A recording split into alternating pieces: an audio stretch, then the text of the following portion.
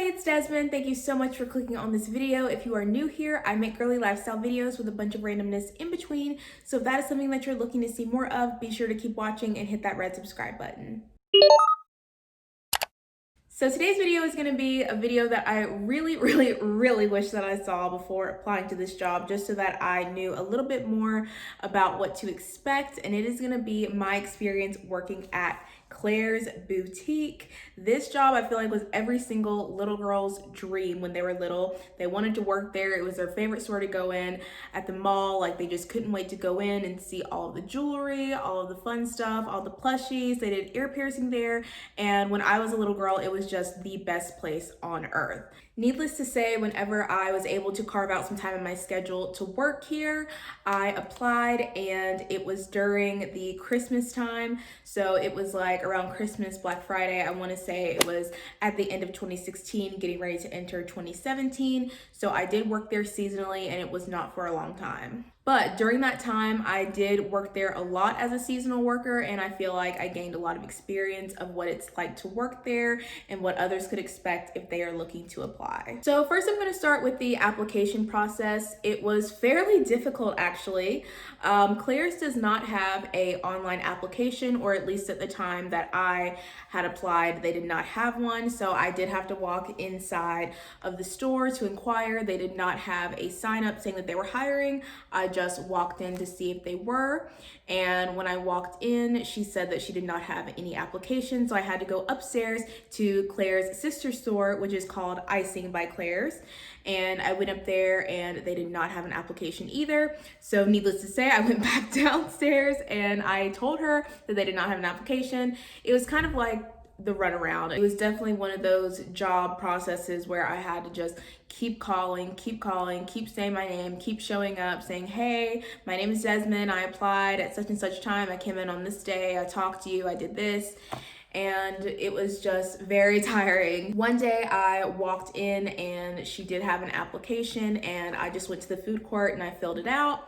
And then I gave it back to her. I waited a few days, and then I kept calling to try to talk to the manager there. And anytime I called, she was either busy, she wasn't there, she didn't have time to talk to me. It was just one thing after the other. One day came where I called up to the store, and I believe I talked to the assistant manager, and I just kind of said to her, I was like, hey, this is my last attempt trying to get this position. I'm kind of getting the runaround.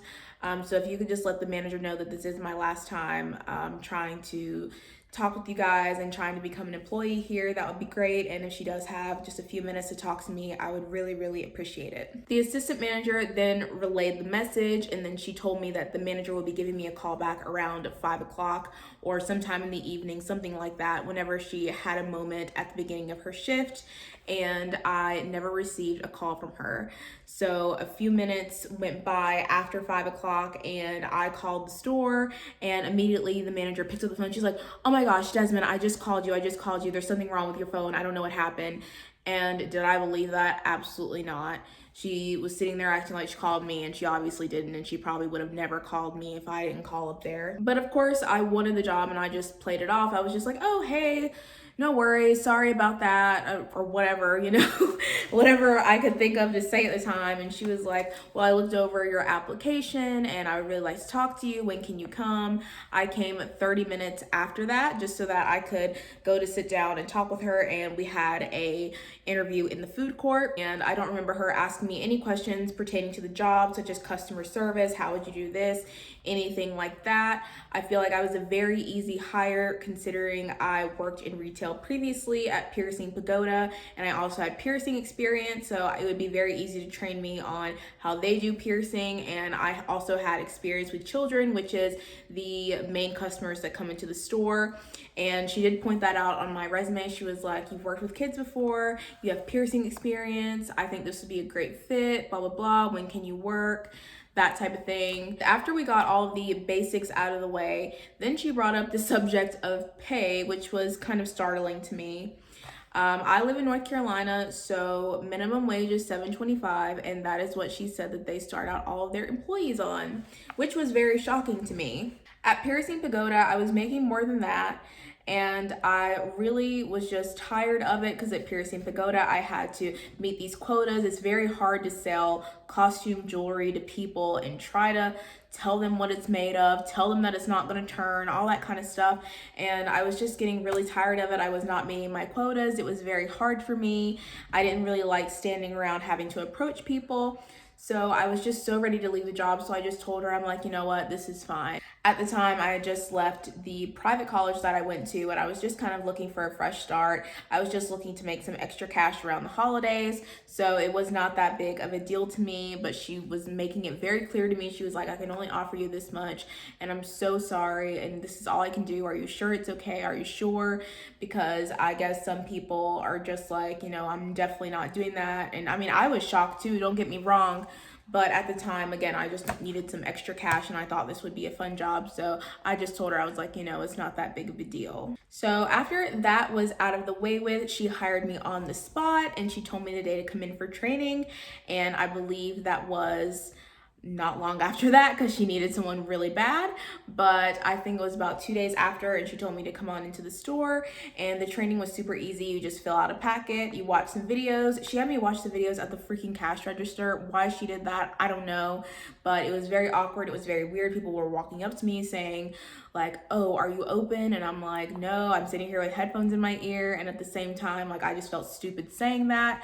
I don't know. I really did not like that part of training. The DVDs that she had me watch were basic, just Claire's new employees training videos, and a lot of them focused on the history of the company, ear piercing, of course, loss prevention, customer service, and all about protocols. As far as dress code goes, you can pretty much wear whatever you want. I would normally wear like a nice shirt or a nice blouse, jeans, and then I'd wear some boots, or I would wear like Converse jeans, cute t-shirt. And then this is the shirt that I got during Christmas time. I don't know if everyone gets it, but it's the Claire's Diamond Collection Your Ear Piercing Specialist shirt, and I thought this was really cute, so I wore this a lot. And then I would just have my name tag, which I actually still have somewhere. I should have worn it, but yeah, I felt super cute when I went to work. Another thing that you must do is have on 5 accessories at all times. So this is like a good example of what I would look like. So it can be absolutely anything. So I would have on bracelets, I would have on rings, I'd have on a necklace, earrings, and then I'd usually have on like a headband or a headpiece. And all the stuff that you get, it can be like stuff that you have bought on your own from Claire's.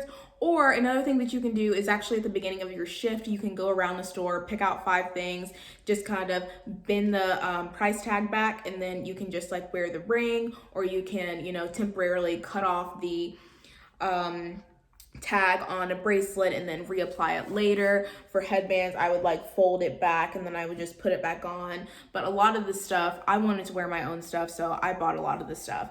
And with the stuff that you buy, you do get a 50% off employee discount, which I thought was very good. From what I remember, you do have to be 16 years of age or older to work there. They are the sister store of Icing, and they are highly, highly, highly known for their ear piercing. Again, the training process for me was not very difficult at all because I had previously worked at Piercing Pagoda, where I pierce ears and noses, and at Claire's they only do ears. But the difficult part for me was that there were so many little kids that I had to pierce, and I did not like doing that because a lot of times the kid does not want to do it.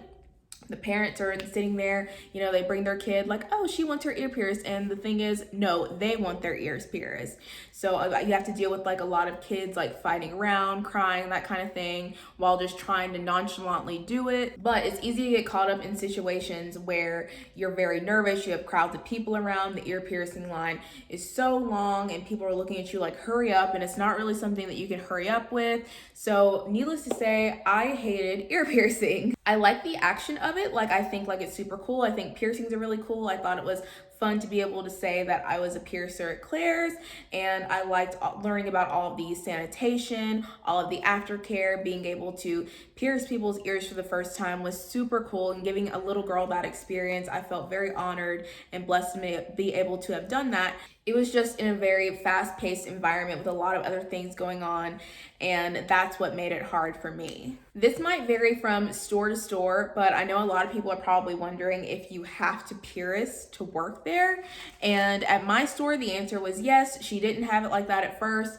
There were people that were like, oh, I don't really want to, or I'm kind of scared or whatever. And then after a while, she was like, you need to learn how to do this. And of course, with my previous experience, she expected me to do it, which was fine. Like, again, I didn't mind, and I assumed that I would just have to do it. So I was just like, that's fine.